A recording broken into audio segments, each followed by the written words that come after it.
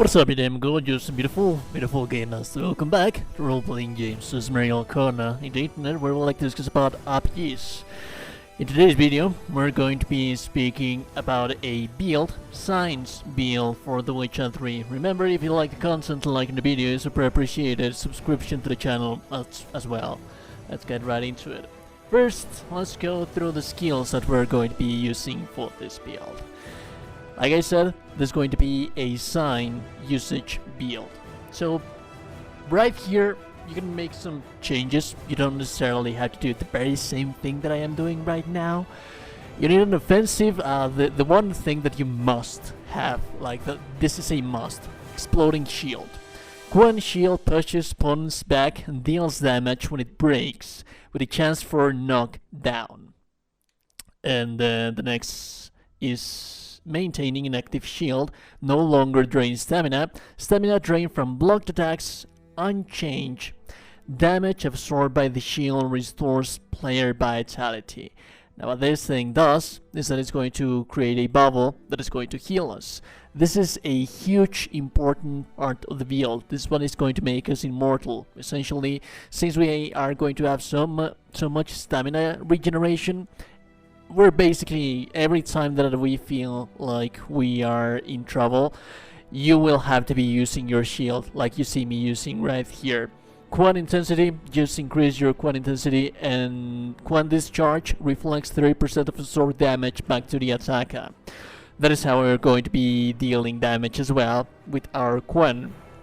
The second one, it's either going to be, it really is not that important, but I would advise for you to take either Igni sign or Art sign. The reason for that being is that every time that we start an encounter, we're going to be casting a sign, because every time that we cast a sign when we start the encounter, we're going to have replenishment from our enchanted weapons. You do have to wait until you get to the Hearts and Stone DLC to get this enchantment, which is replenishment, which you can get right here in the map, up here, just up north from Oxenfurt, in the upper meal. It is a quest line that you have to do to unlock the rune right. But once you manage to do that, you will be able to place the enchantments that I have on my weapons. As for the weapons, it really is not that important which weapon are you using. At this moment I am using Erendite, and the strongest base damage weapon that I have for my character, which is the Belhaven Blade.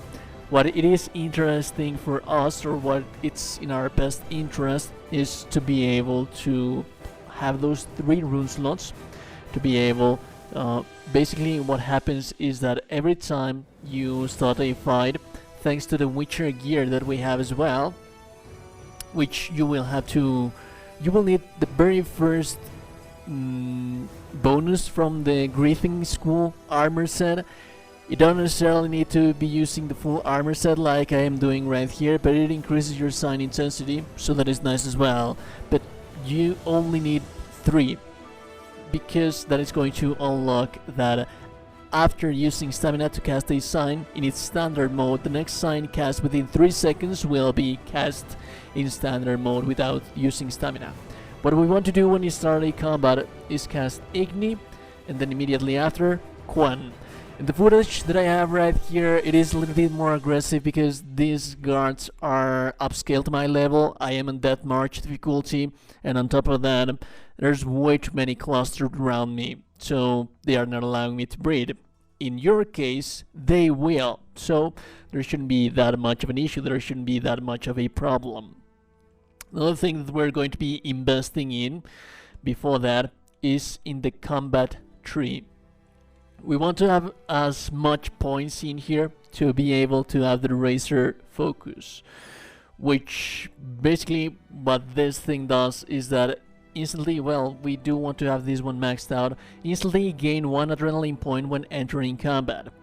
The adrenaline points generated by sword blows are increased by 30%. That's interesting for us because the enchantment that we have on our weapon is precisely for that.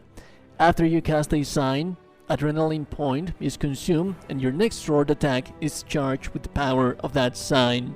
It is nice, you won't be able to spam it that much. That is why I like to have Igni on my VL. Like I said, you could have art, they have different status effects on your weapon, but essentially what it does is that it makes glow the weapon, and after that, after the weapon is imbued, you can attack with that specific element for one blow, and it deals quite a lot of damage.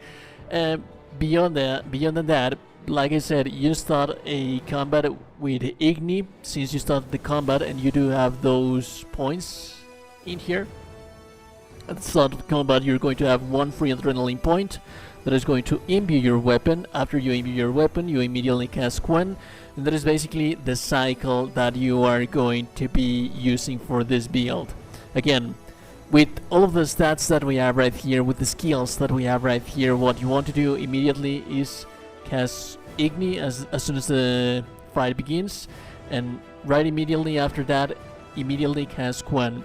And that is going to be the cycle. Every time that you see that you get a new adrenaline point, you cast Igni, and if you see that you're not in that much need for the enemy to be on your face, you can just double cast Igni, no problem. And since we do have this little thing that I have right here, which increases the chance to apply burn by 100%. So basically being able to spam Igni in a scenario where you are not surrounded by archers like I am right here is going to make the build so much stronger and amazing. Now once you manage to reach mutations, to mutate your character, that is in Blood and Wine DLC, so it is going to take you quite a while.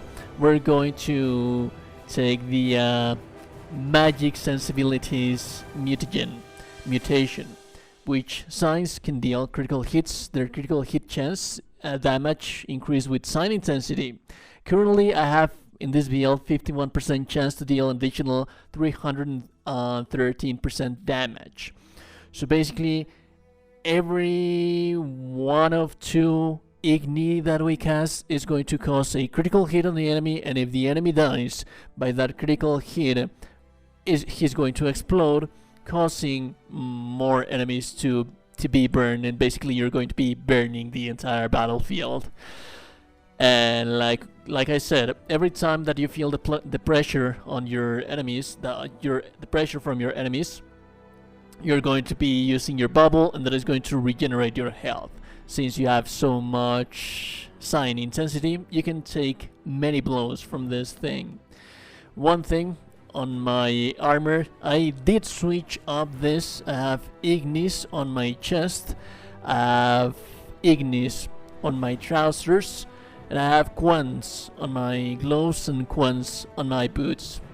It would advise for you to keep it like this because we are using Igni quite regularly, but it could work perfectly one way or the other. If you want to go full Igni, you can go full Igni or art, depending on the sign that you're going to be using. And if you want to go full Quen, then you can definitely go full Quen.